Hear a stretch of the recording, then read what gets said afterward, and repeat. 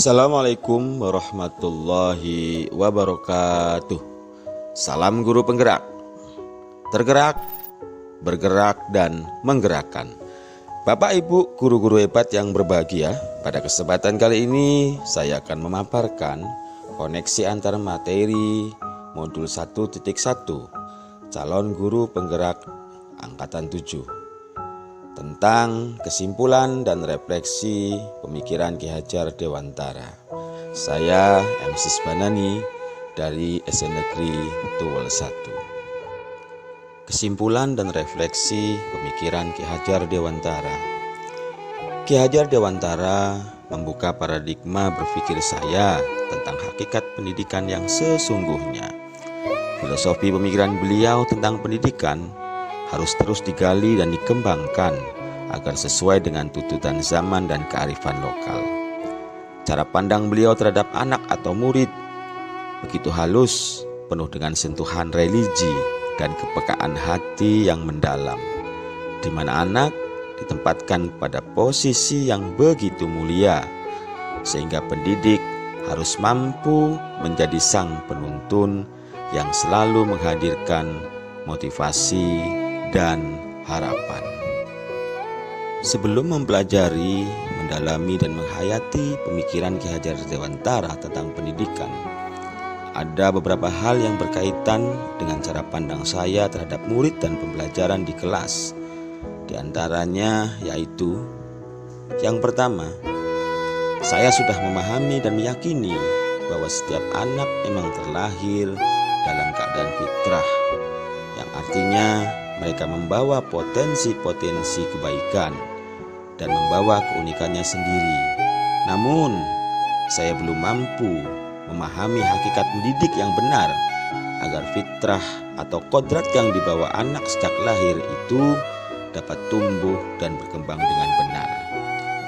Kemudian yang kedua, dalam hal membentuk perilaku atau akhlak anak, pada awalnya saya berpandangan bahwa cara yang dapat ditempuh yaitu dengan memberi sanksi atau hukuman, sehingga anak dapat menyadari kesalahannya dan dapat berperilaku yang sesuai dengan nilai-nilai agama.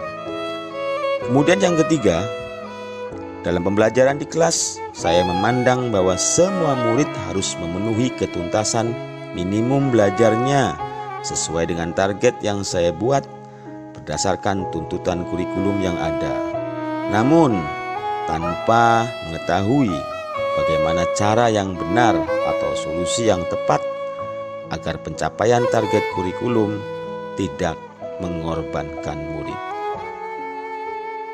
Setelah mempelajari dan memahami pemikiran-pemikiran Ki Hajar Dewantara tentang pendidikan, banyak hal baru yang saya dapatkan dan tentunya dapat dipraktekkan dalam pembelajaran di kelas maupun lingkungan sekolah.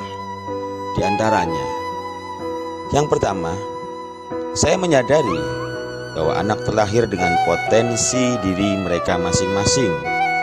Sebagai seorang penuntun yang berkewajiban menumbuh kembangkan potensi-potensi diri anak, dalam pembelajaran di kelas, saya selalu memberikan kesempatan bagi murid untuk mengemukakan pendapatnya terhadap materi pelajaran yang sedang dipelajari dan senantiasa memberikan apresiasi meskipun dalam bentuk yang sederhana.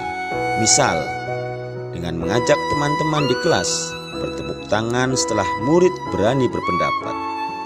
Suatu hal yang kecil dan sangat sederhana, namun penuh makna, menjadikan murid merasa dihargai.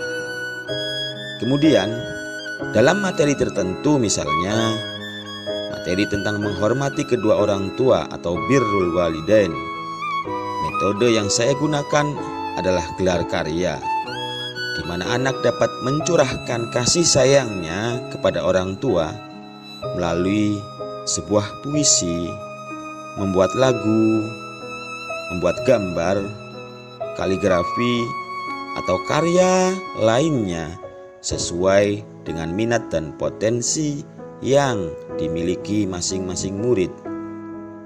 Inilah yang saya maknai sebagai konsep merdeka belajar, yakni selalu membuka ruang bagi pengembangan potensi diri anak dalam proses pembelajaran di kelas.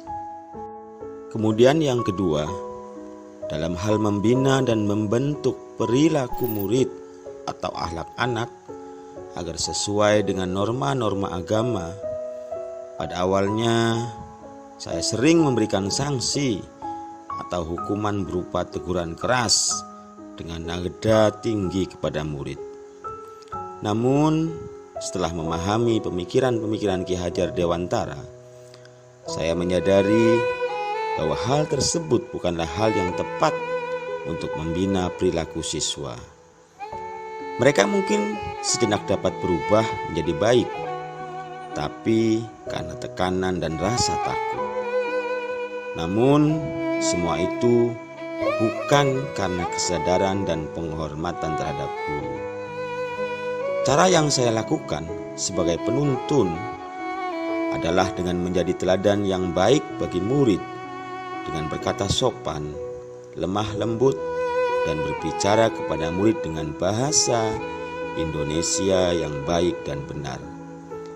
Teguran keras saya rubah dengan kata-kata motivasi atau melalui bercerita sebelum masuk materi pelajaran dengan cerita yang penuh dengan nilai-nilai akhlak yang mulia. Dengan cara ini saya rasakan mampu menghadirkan rasa aman dan nyaman bagi murid, sehingga pembelajaran yang berpihak kepada murid benar-benar dapat tercipta.